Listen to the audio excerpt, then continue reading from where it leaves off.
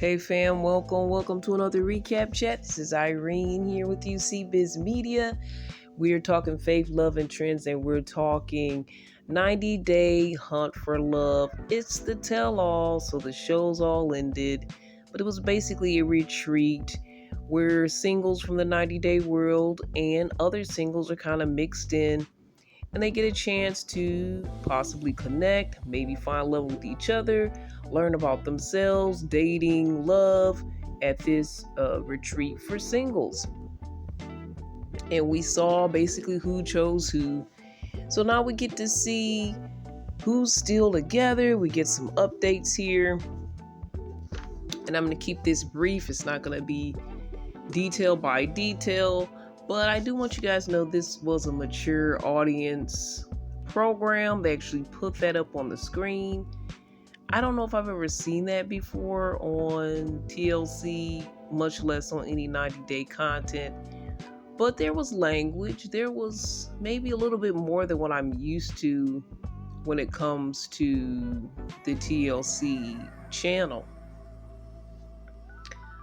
But on the pre-show here, when everybody starts to come into the studio, Elise kind of gave us a little show that we didn't really know we were going to see with her outfit.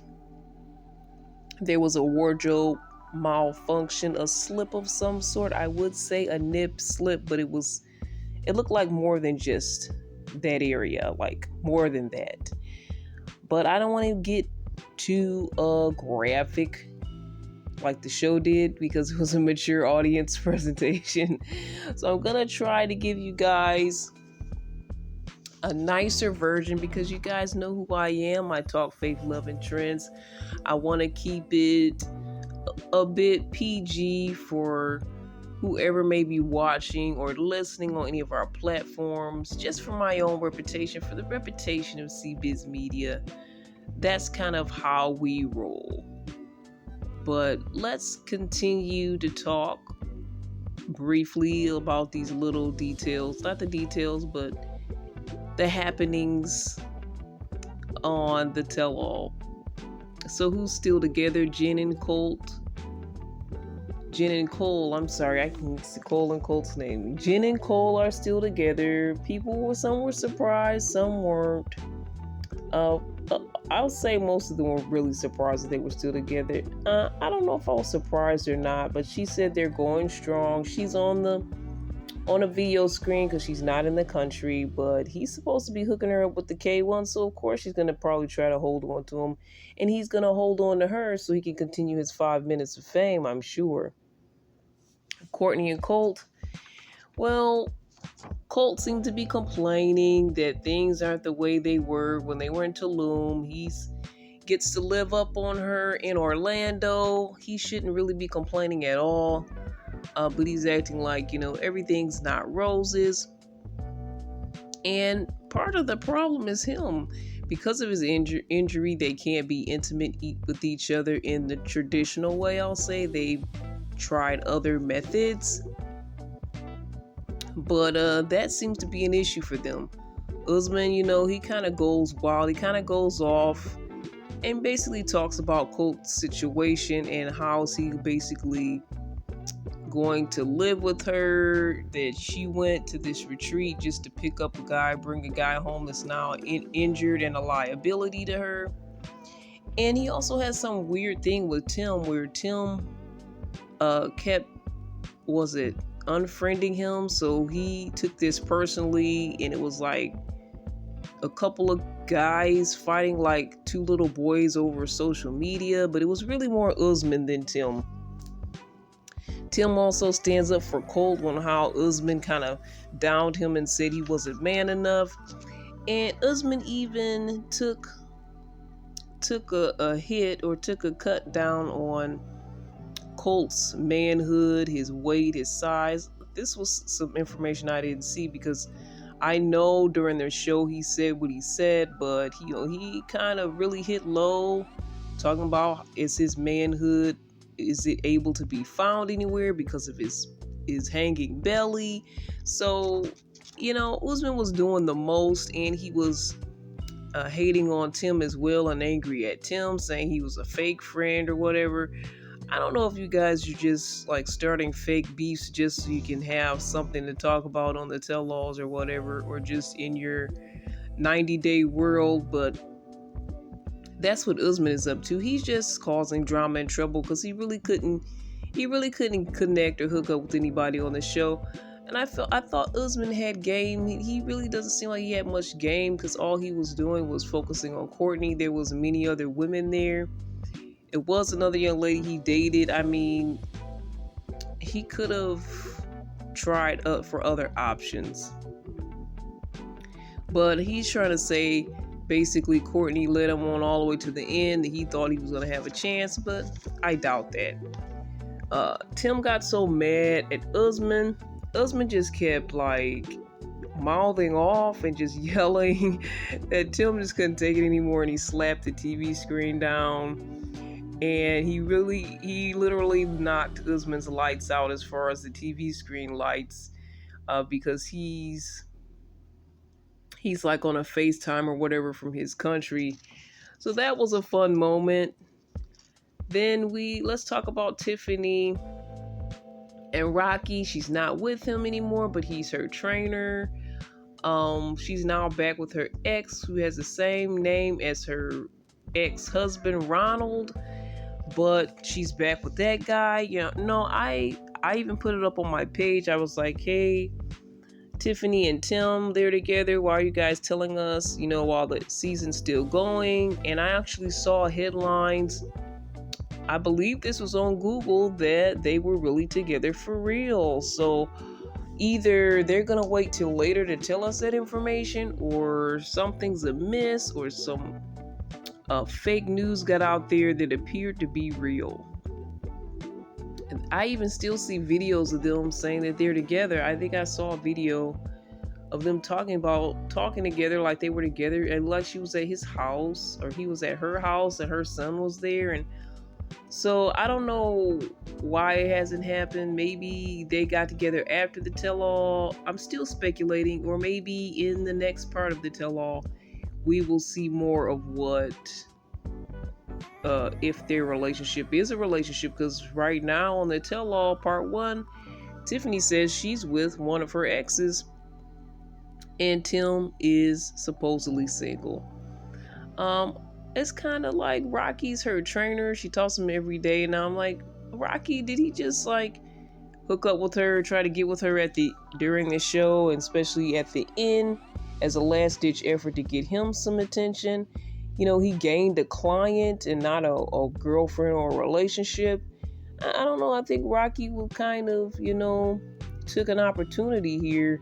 I'm not really even sure if he was digging her or connecting with her really as deeply as he was playing or saying during the show. And maybe they will get more into that. I hope that they would. I hope that they bring Rocky out. Right now we have Elise there and Cole. They're not a part of the 90-day group. And then of course Carlo will show up. Carlo will show up as our special guest. Elise lets us know that she did break up with Carlo, that he was controlling. He was not the type of person that she thought he was. And they kind of have a battle over the whole Tiffany, Carlo, and Elise situation. They kind of fight it out again. But Courtney and Colt are, looking out for Carlo, saying, he was honest with you. He slept with Elise, and she was upset that he did not even give her any inkling that he had feelings for her. And they were like taking up for him, saying, well, at least he told you after the fact. And what's her name? Courtney said, well, what was he supposed to do at 2 a.m. when he's about to hook up with her? Go ask your permission. So then Tiffany goes off, calls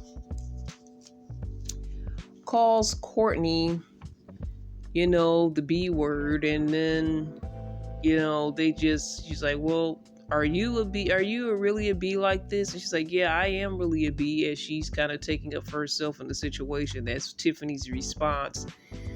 But I don't know why Courtney and Colt team up all on Carlo's side, but I guess it was interesting or entertaining to watch while Carlo just sits there while other people fight his battles. And he says, this isn't true, this isn't true. But when the receipts are pulled, he's like, oh, well, I don't really remember doing that. I'm not saying it didn't happen, but I just don't remember. Then he gives like a whack apology as this thing ends up and it looks bad for him and he can't redeem himself. So he gives a whack apology and then he's off.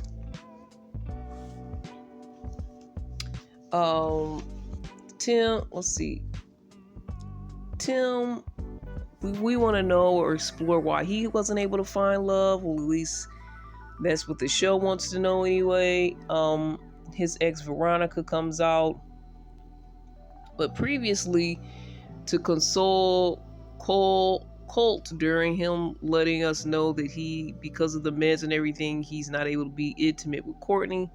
He lets us know that he hurt his manhood when he was with Veronica and they did a little too much, and he kind of consoles him by saying, that can happen, it's not your fault, don't feel bad about it.